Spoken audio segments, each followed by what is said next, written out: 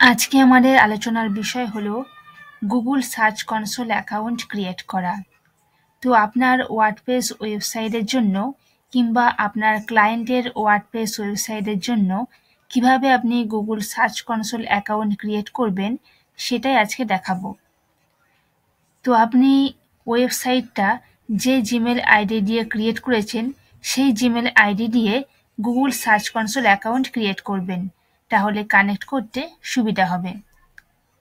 তো প্রথমে আপনার কাজ হবে আপনার জিমেল অ্যাকাউন্টটা লগ ইন করে নেবেন।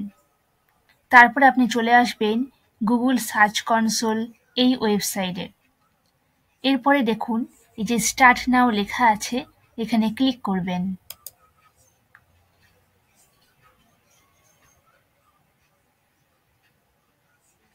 এরপর এখানে ওয়েবসাইটের ইউআরএলটা দিয়ে দেবেন। তো আমি এখান থেকে ওয়েবসাইটের ইউআরএল কপি করছি, করে এখানে দিয়ে দিলাম। এরপরে দেখুন এই যে কন্টিনিউ লেখা আছে, এখানে ক্লিক করবেন।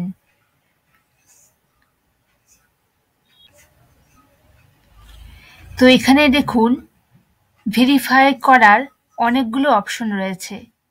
তো আপনি HTML ট্যাগ এর মাধ্যমে ভেরিফাই করবেন। তো দেখুন এখানে একটা কোড রয়েছে, এই কোডটা আপনার ওয়েবসাইটের থিম অপশনে গিয়ে হেড সেকশনে বসাতে হবে। এবার কোডটা কপি করে ওয়েবসাইটে চলে যাবেন।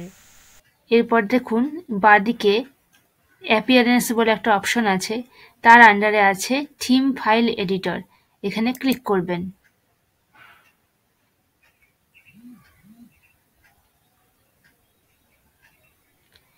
এরপরে ডান দিকে দেখবেন যে header.php কোথায় আছে, সেটা সিলেক্ট করবেন।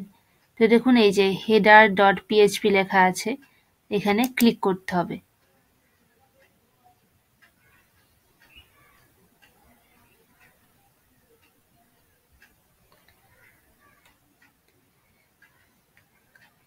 এরপর এখানে হেড সেকশনের মধ্যে আপনি কোডটা পেস্ট করে দেবেন। এরপর একদম নিচের দিকে চলে যাবেন, এই যে আপডেট ফাইল লেখা আছে, এখানে ক্লিক করবেন। এরপর চলে যাবেন গুগল সার্চ কনসোলে। এবার ভেরিফাইয়ে ক্লিক করবেন।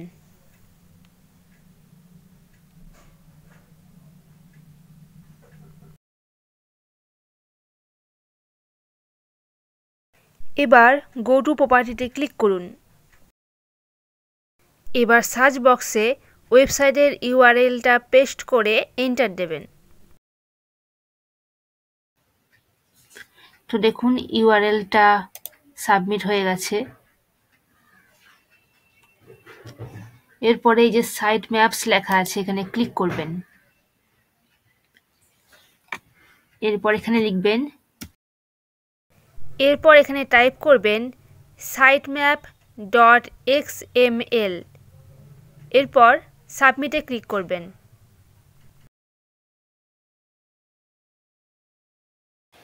এবার রিফ্রেশে ক্লিক করবেন, তাহলে দেখবেন সাকসেস দেখাবে। এরপর এখানে আর একটা সাইট ম্যাপ এন্ট্রি করতে হবে, তো আমি এটা দিয়ে দিলাম। এরপরে সাবমিটে ক্লিক করলেই এটা সাবমিট হয়ে যাবে। এরপর এখানে গিয়ে রিফ্রেশ করতে হবে।